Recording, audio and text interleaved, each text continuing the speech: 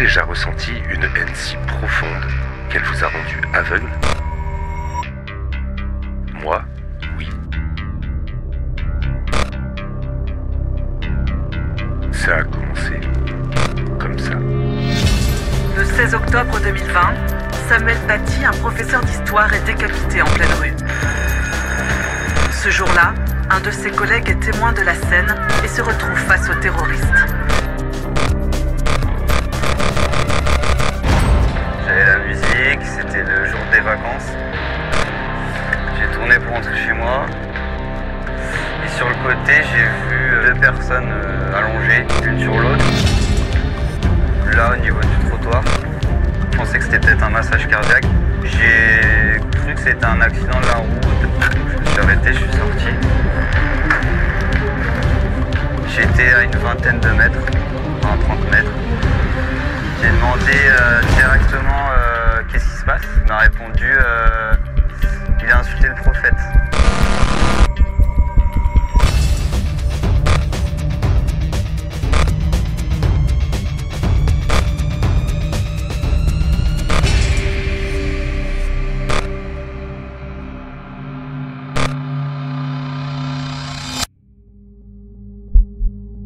Dès lors, c'est la spirale. J'ai écouté tout ce qui me confortait. Ceux qui montraient du doigt. Les immigrés. Les musulmans. J'étais crédule. Si un crime était commis par un homme au nom arabe ou maghrébin, c'était une preuve irréfutable. Des Françaises défendent leur droit à porter le voile, mais quelle honte! La folie était permanente. J'étais obnubilé. Quel con, putain. Et enfin, la révélation.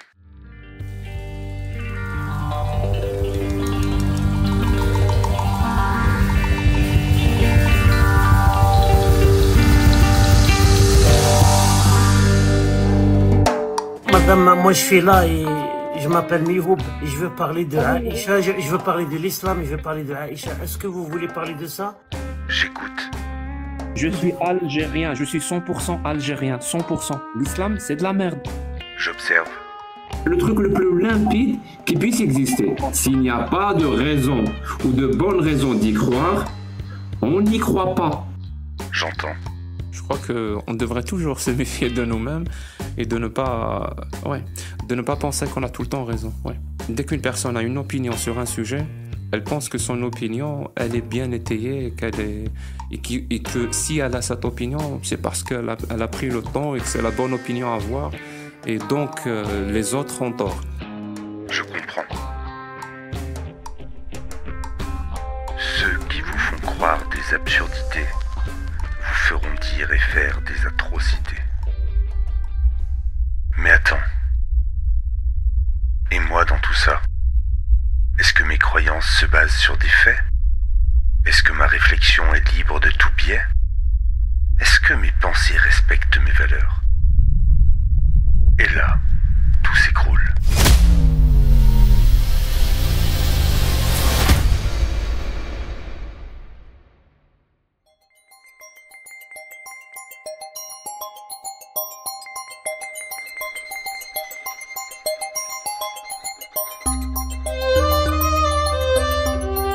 Ce n'est plus moi contre les musulmans. Ce sont les textes que je combats.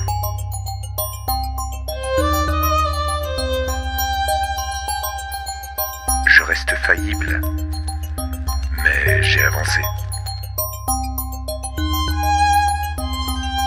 Une fois remis tout ça, j'ai décidé de ne plus être spectateur.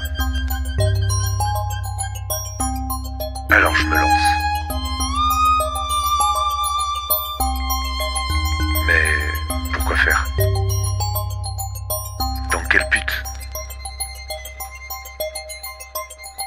Tout d'abord, la transmission. Beaucoup trop de croyants ne connaissent pas leurs textes. Ces mêmes textes qui menacent les apostats de mort.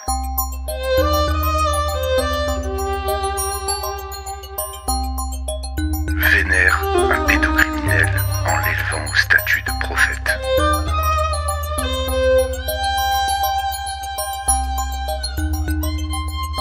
Relègue la femme à un rôle de soumission.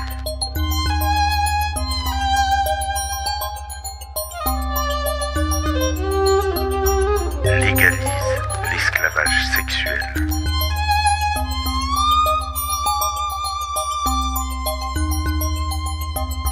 Rende la lapidation légale.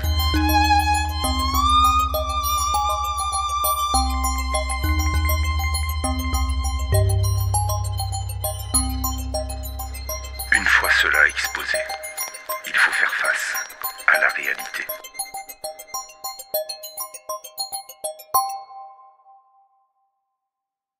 Malheureusement, je ne suis pas le seul à avoir été blessé. Et je me demande combien sont dans mon cas. Une fois apaisé et les textes dénudés, je souhaite aussi montrer à vous, tous les abîmés, à tous ceux qui, comme moi, ont été déstabilisés, qu'il y a une dissonance.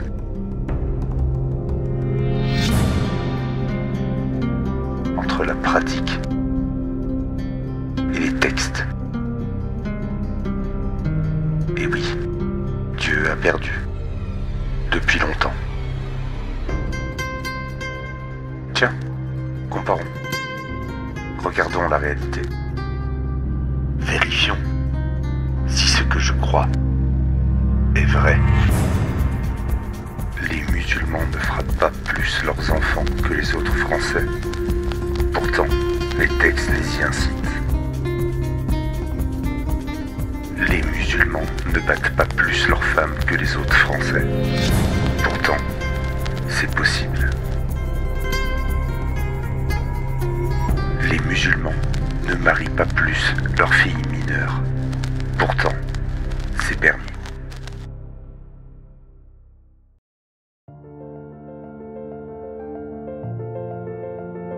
Aujourd'hui, en France, une personne sur 10 est musulmane.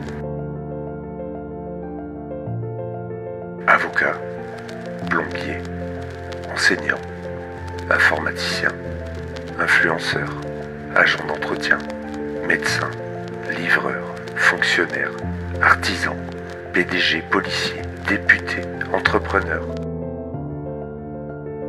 Si tous ces Français utilisaient la charia, vous ne seriez pas là pour voir cette vidéo.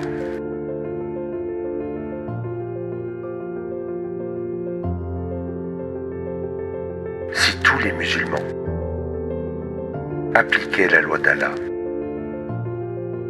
vous ne verriez aucune chevelure ni visage de nos compatriotes musulmanes.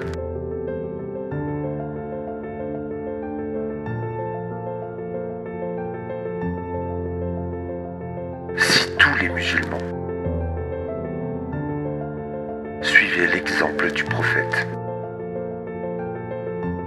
il n'y aurait pas de petites filles musulmanes dans nos écoles, collèges et lycées.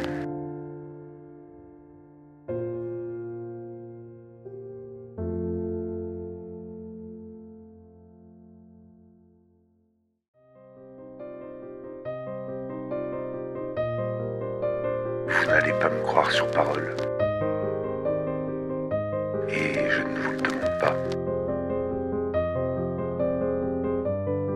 Je vous demande juste de vérifier si ce que vous dites est vrai. Alors non, je ne ferme pas les yeux sur les horreurs commises au nom de la religion. Mais je refuse de focaliser mon attention uniquement sur les arbres qui tombent et d'ignorer la forêt qui pousse.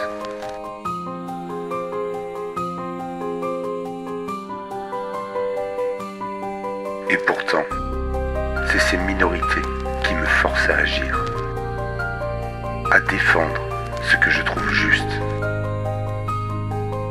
Parce que, comme beaucoup, j'ai été silencieux. Parce que, comme vous, j'ai souffert tout bas. Parce que maintenant, je refuse de me taire. Parce que je défends mes valeurs. Voilà pourquoi je fais des vidéos. Voilà pourquoi j'ouvre ma gueule.